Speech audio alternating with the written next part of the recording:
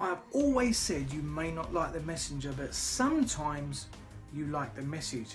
There couldn't be any more truth in that than in the case of Theresa May and what she's trying to do with Brexit. I am by no means a Tory man. I am, unless you haven't noticed, a card-carrying Labour member. However, I've been looking at some of the things that Prime Minister wants to include in Brexit, and that makes me think she may have a point. The one thing that sticks out for me, and it may well not be as important as other issues, and I may well be labelled never for saying so, but here we go anyway. She wants us to be free from European courts. Now for me, that is a win-win. I have always said about the EU Parliament, why should we be governed, albeit somewhat indirectly, by officials that are not elected by us? There has been countless amounts of reporters going out on the street and people just don't know any of the names of anyone that makes the decisions for us. People have fought for years back in the day for the right to vote, for the right to a democratic society in the UK. The first general election in the UK was back in 1708, and women over the age of 30 had to fight tooth and nail to get the right to vote. We elect our government in to do as we wish. Now I've said before, they are, or at least they should be, an extension of our voice. Now the High Court, established in 1875, has decided on UK law for years. It's up to them to see fit what happens in criminality in this country. So bring your attention to Abu Hamza. His extradition from this country was halted by EU judges.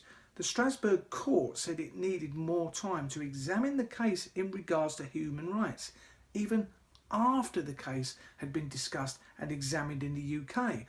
This was a result of them appealing, or him appealing, to the European Court. Now I'm guessing if they had appealed in some way in the UK, it would have been thrown out and they would have been extradited a lot sooner.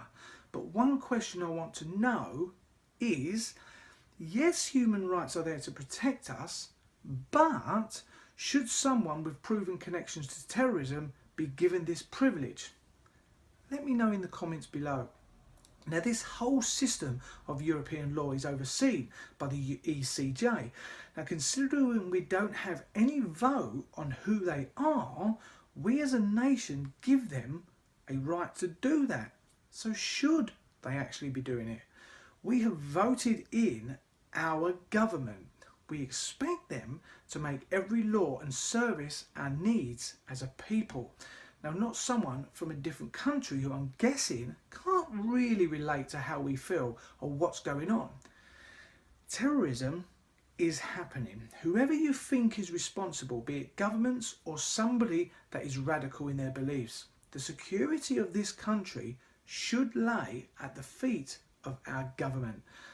The European Court of Justice overruled a decision by Charles Clarke, Home Secretary, in 2005 to allow entry to a French national known to be involved in terrorism. Now I'm guessing French authorities didn't really want him staying put for fear of atrocities, so allowed him, or forced us to allow him in, and they can wash their hands of him. Allowed entry by people we don't often see, know or elect in. Now the list goes on, and I could stand here and list them all, but in 2013 it happened again. The ECJ ruled in favour of a known terrorist coming into this country after the government refused him entry, and he had a French passport. Now I'm going to throw something out there.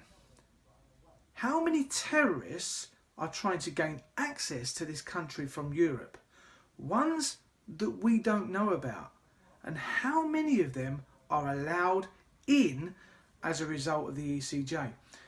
Once Brexit does finally happen, will we see a drop in stings in this country? But one thing I don't agree with from the Prime Minister's speech though is the thought of leaving the single market. I feel our tariffs will be higher on trade. The EU Commission has already declared that our deal must be inferior in relation to countries that are still members. But isn't that like getting money off if you stay and shop with a particular brand? Theresa May has a tough job on her hands, I'll give her that, to get us the best deal she possibly can. But the fact she is at our request getting rid of any outside influence on our laws is a win-win. But I still don't like Conservatives. As always, let me know in the comments whether you agree with any effort that Theresa May is putting in. And what do you think about Brexit? Smash that subscribe button, click on the bell. Thanks for watching, and I will see you again soon. Bye bye for now.